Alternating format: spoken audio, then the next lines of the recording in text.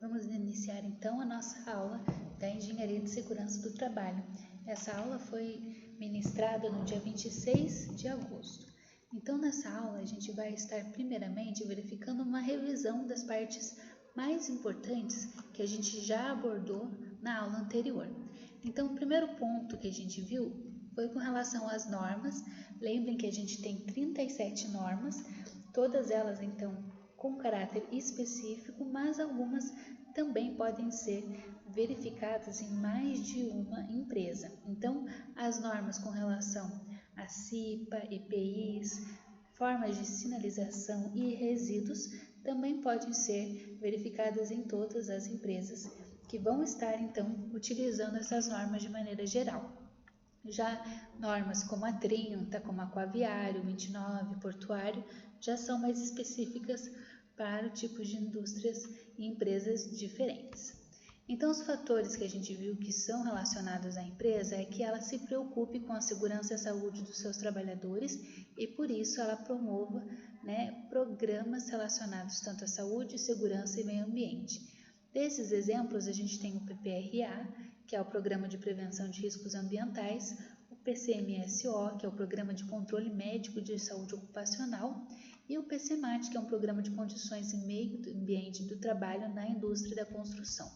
Essas fiscalizações e multas podem ser recebidas pela empresa caso elas não possuam, por exemplo, o CIPA, que é uma Comissão Interna de Prevenção do Risco de Acidentes, e também quando nós temos essa necessidade de preocupar com relação à capacitação dos trabalhadores. E para isso a gente também pode estar implementando o CSMT que da empresa, que seriam serviços especializados em engenharia de segurança e medicina do trabalho, que seria regulamentado pela NR4. Note então que todas elas são voltadas tanto no caráter de segurança quanto de saúde do empregador. Então a gente viu que quando temos um risco, um dos primeiros pontos que é necessário estar realizando é o reconhecimento desse risco, avaliar, verificar seus efeitos tóxicos e, por fim, caracterizar o risco. Ainda é importante que haja o controle médico, tanto com os exames pré-dimensionais, os periódicos e depois os demissionais, e eles são importantes então para saber se existe ou não casos de alguma doença profissional ou se o próprio colaborador está sofrendo de algum dano anteriormente dele estar fazendo seu trabalho. Para isso, então, a gente tem os controles de risco pelos programas do PMSO e também o programa do PPRA.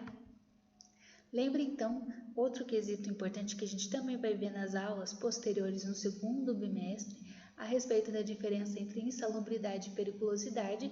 Então, a gente viu que, de maneira geral, insalubre, aquele ambiente que traz algum prejuízo para a saúde, ele não é saudável, não é agradável. Então, relacionado a temperaturas, ruídos, agentes biológicos, vibrações e também agentes químicos. Já a periculosidade vem do termo de risco de perigo, representa um risco de morte para o trabalhador quando ele trabalha com explosivos, inflamáveis, energia elétrica, mas também entra no quesito roubos ou violência física e no caso das motocicletas.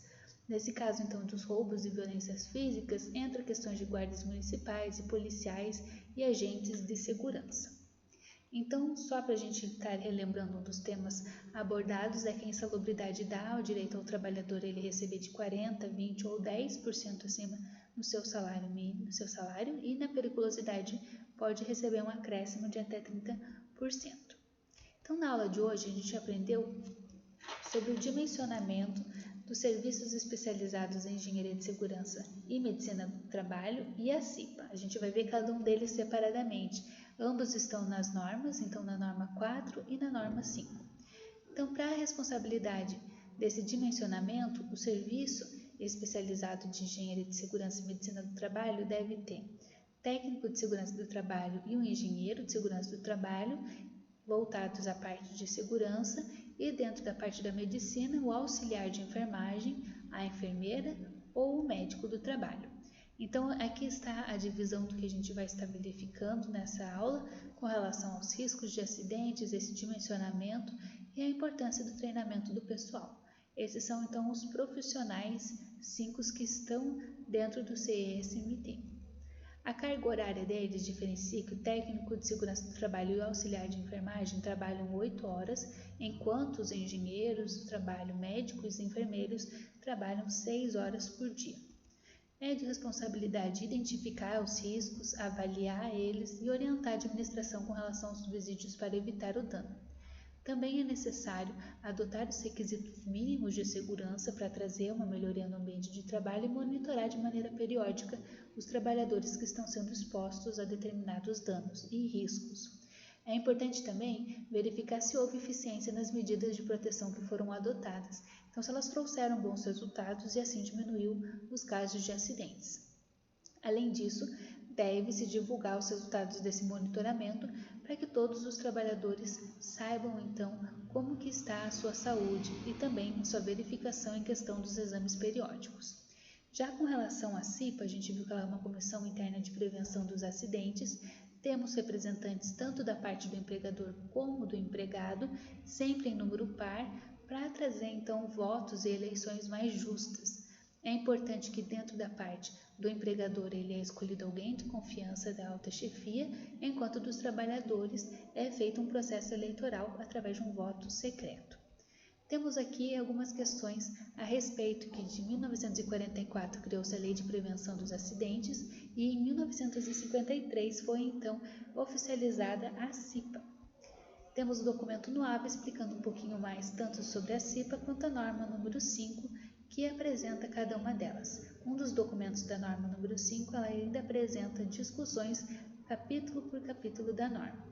Então aqui a gente tem algumas campanhas de prevenção dos acidentes, como indicando quantos dias o trabalhador estão trabalhando sem o risco e quanto é o recorde deles sem a ocorrência de nenhum acidente. Então é importante que ele é representado junto com o empregador e os empregados e que é permitido então que o empregado ele possa ser reeleito. Mas para ele então estar se candidatando é interessante que ele sim possua a vontade, de estar participando da CIPA. Caso ele não tenha interesse, ele não é obrigado a tentar se eleger. Os passos, então, que a gente deve verificar a CIPA se dá a orientação do empregador, incentivo no momento da CIPA, ministrar um treinamento, entregar modelos e documentos prontos para a comissão e também sensibilizar a gestão. Então, na orientação do empregador, a gente indica quais seriam os trabalhadores comprometidos. Com relação ao incentivo, no primeiro momento da eleição, é importante com que 100% dos trabalhadores votem. Além disso, nos treinamentos é importante que fique com uma linguagem acessível para que todos possam contribuir com relação aos riscos existentes e também é importante que sejam entregues os documentos prontos para que a própria gestão da comissão consiga realizar e dar andamento na gestão anterior. O último ponto seria em questão de sensibilizar a gestão nessa necessidade de incentivar e acompanhar as atividades do CIPA. Ela é importante porque traz melhorias para toda a organização.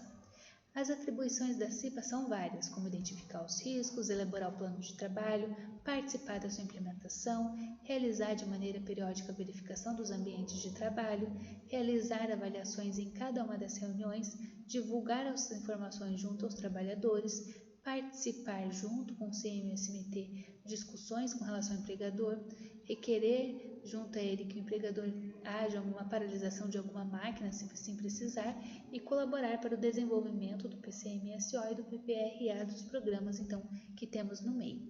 Ainda é atribuição da CIPA divulgar o cumprimento das normas e participar quando houver casos da análise das causas de doenças de acidentes do trabalhador junto com a equipe médica. É importante também requisitar ao empregador e analisar as informações que tenha relação com a segurança e também com a saúde do trabalhador. É importante estar com as cópias das cartas emitidas em caso de acidentes e também promover de maneira anual uma semana interna de prevenção, além de participar anualmente de um conjunto da empresa de campanhas de prevenção da AIDS. A CIPA, então, ela deve acontecer com reuniões mensais, de acordo com o calendário que já é pré-estabelecido para esse fim, e todas as atas devem ser lavradas e assinadas pelos membros. Então, a gente aprende também agora a respeito da inspeção e a sinalização em equipamentos de segurança. A inspeção é aquela atividade que busca identificar as condições e procedimento das operações. Elas são importantes na manutenção e identificar riscos que são possíveis, e seu objetivo de fazer a inspeção dentro da empresa é detectar problemas ou situações que possam contribuir para danos e avaliar situações potencialmente geradoras de risco. É importante definir essas questões sobre o que será inspecionado, quem vai ser o responsável, quanto tempo vai haver entre uma inspeção e outra, e também realizar um formulário de registro de todos os dados coletados. Os tipos de inspeção são as seguintes: inspeção geral com checklist, inspeção de rotina, inspeção periódica, inspeção especial, inspeção eventual e a oficial. A do checklist, como o próprio nome diz, a gente tem uma listagem de itens que eu vou vendo item por item se estão todos de acordo. Na rotina, ela é mais comum no dia a dia para verificar a segurança e a saúde ocupacional dos trabalhadores e verifica algum problema ao longo da jornada de trabalho, como se o pessoal está ou não usando os EPIs, os uniformes, se está tudo dentro da ordem e limpeza. A inspeção periódica é aquela que já tem a data e o local previamente definido dentro de um cronograma com intervalos regulares, sejam semanais, mensais, bimestrais ou trimestrais, e seu objetivo é dar boas condições de segurança à empresa, assim evitando desgastes, fadigas e também ferramentas que não deveriam ser utilizadas. Na inspeção periódica ainda são avaliadas questões de segurança, hidrantes, mangueiras e extintores para saber se estão dentro do prazo de validade. Na inspeção especial, como o próprio nome diz, ela apenas acontece em caráter extraordinário caso aconteceu algum dano, então eles vão até o local fazer uma inspeção especial naquele ponto em específico, como por exemplo alguma máquina ou local de trabalho onde houve um acidente. Então pode acontecer no caso de manutenção de caldeiras, por exemplo, elevadores e também manutenção da parte da rede elétrica e civil. A outra inspeção possível é eventual, que é um tipo de dirigida aos equipamentos, que é relacionada às instalações e operações, não tem dias e horários pré-determinados e saem informações suficientes para adotar as medidas de segurança, tanto disciplinar e administrativa. Agora essa última, que é a inspeção oficial, ela não é realizada pelos trabalhadores, nem pela CIPA, elas vêm então de fora, ela é realizada por órgãos oficiais como o Ministério de Trabalho e Emprego e também o Corpo de Bombeiros. Eles visam então fazer essas inspeções para saber se os documentos estão em dia, e para isso é importante que eles apresentem o livro das atas das reuniões da CIPA, fichas de entrega e devolução dos EPIs e também os atestados de saúde ocupacional, indicando então que os trabalhadores estão fazendo os exames de maneira periódica. Aqui temos agora algumas NRs que foram utilizadas na construção civil, como a 8 de edificações, a norma 11 do transporte, movimentação, armazenagem e manuseio de materiais, a 12 de segurança no trabalho em máquinas e equipamentos, a 18 condições do meio ambiente de trabalho na indústria de construção, que vamos ver mais profundamente no próximo bimestre, e também temos a norma 21, que é o trabalho a céu aberto, e a norma 22, que é com relação à segurança e saúde ocupacional na mineração, então é um caso mais específico. Com relação à segurança do trabalho das máquinas e equipamento, é importante ver as instalações, se estão adequados os dispositivos elétricos, se tem acionamentos e paradas, seus sistemas de segurança, parada de emergência e também os meios de acesso permanentes, seus componentes pressurizados e os transportes dos materiais. Além disso, a gente verifica aspectos ergonômicos, riscos de manutenção, inspeção, preparação, ajuste, reparo e sinalização. Além disso, também pode-se verificar procedimentos do trabalho de segurança e, na questão de maquinário, é sempre importante verificar todos os aspectos de sua gestão, desde o projeto, fabricação, importação, venda, locação, leilão, cessão de qualquer título, exposição e sua utilização. Também a respeito das máquinas, é importante que se tenha capacitação e que também seja verificado outros requisitos que são de segurança mais específicos para cada um. Então, a norma 6 é aquela que vai falar sobre os equipamentos de proteção individual. A gente fala sobre os equipamentos como capacete, protetores auriculares, óculos, luvas, sapatos, além de outros. E temos ainda as medidas de prevenção coletiva, que entram a parte das sinalizações, demarcações, buzinas, alarmes, exaustores e também a caixa de retirada de materiais que possam ser pérfuro-cortantes, que seria então essa caixinha amarela apresentada na figura. Temos depois a norma número 7, que vai falar sobre o PCMSO, que é aquele controle para saber se todos os funcionários estão ou não realizando os exames periódicos. Por último, temos a norma número 9, que é o PPRA, o Programa de Prevenção dos Riscos Ambientais, que devem passar por 4 etapas, que seria então antecipar, reconhecer, avaliar e controlar o risco. Lembrem que nós temos os tipos de agentes químicos, físicos, biológicos, ergonômicos e de acidentes, que seu tamanho do círculo vai diminuindo conforme for diminuindo o risco, e temos alguns exemplos já apresentados anteriormente. Na norma 15, a gente fala sobre as operações insalubres, que são aquelas que os ambientes não são adequados para um trabalho, e temos ainda a norma 25, que é a respeito dos resíduos industriais, que fala sobre medidas preventivas tanto no manuseio quanto depois na disposição desses materiais. Com relação à norma 26, que fala da sinalização de segurança, a gente tem padronização de cor, de sinalização, como a gente viu, até mesmo para produtos químicos que são necessários ter, além das sinalizações, fichas FISPIC, que são fichas com os dados de segurança dos produtos. Na nossa sinalização, a gente também tem os pictogramas e também a classificação dos riscos, podendo estar contidos nos mapas de riscos. Temos ainda o diagrama de Rommel ou o código NFPA, que fala sobre o risco de incêndio, risco à saúde, reatividade e características especiais.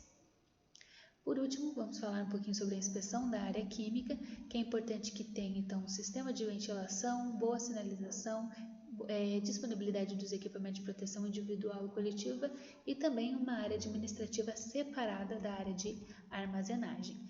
É importante que o almoxarifado esteja com as paredes voltadas ao exterior, facilitando com que o corpo de bombeiros consigam chegar até o local. Além disso, é necessário que tenha lâmpadas à prova de explosão e também extintores nos espaços. A área para cilindros de gases deve ser coberta, ter rede elétrica com inspeção periódica e os cilindros devem ser armazenados na posição vertical e amarrados por correntes. De qualquer maneira, ao eu armazenar ou manusear os produtos químicos, eu devo verificar suas próprias características, como o ponto de fusão, ebulição, temperatura de inflamação, grau de volatilidade e seu limite de explosividade.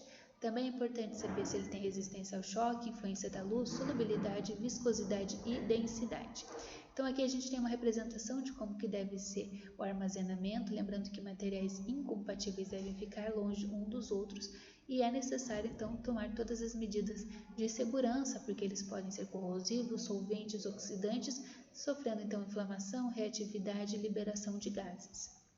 Também é importante que todas as prateleiras elas estejam então com os rótulos e as fichas dos materiais. Não deve-se guardar esses produtos químicos em ordem alfabética, visto que produtos com a mesma letra de ordem alfabética podem reagir entre si, trazendo danos ao ambiente. Depois, por último, sim, agora vemos a proteção contra o incêndio, ela está na norma 23, tem a sua própria sinalização específica, como A para combustíveis sólidos, B para líquidos inflamáveis, C para equipamentos elétricos e D para os metais. É importante salientar que todos os locais de trabalho devem ter proteção contra incêndio, saídas suficientes, equipamento para combater o fogo e também pessoas adestradas para saber utilizar esses equipamentos. Temos ainda a classificação de substâncias nesses extintores, como espuma, água pressurizada, gás carbônico ou pó químico seco. Os extintores devem ter fácil visualização, fácil acesso e também estar em um local onde tem menos probabilidade do fogo pegar. Os locais destinados aos extintores têm que ser também assinados com círculo vermelho, uma seta larga vermelha e bordas amarelas. Por último, apresentamos algumas dicas de prevenção de incêndio. Então, como eu comentei, essa é uma aula resumo do que a gente viu durante toda a aula presencial. É importante, então, lembrar que já temos materiais disponíveis no AVA, também livros e características do CIPA, bem como um questionário para ser entregue no dia 9 de setembro, para então fazermos uma revisão antes da prova. Em caso de qualquer dúvida, a professora segue à disposição e eu agradeço a atenção de todos.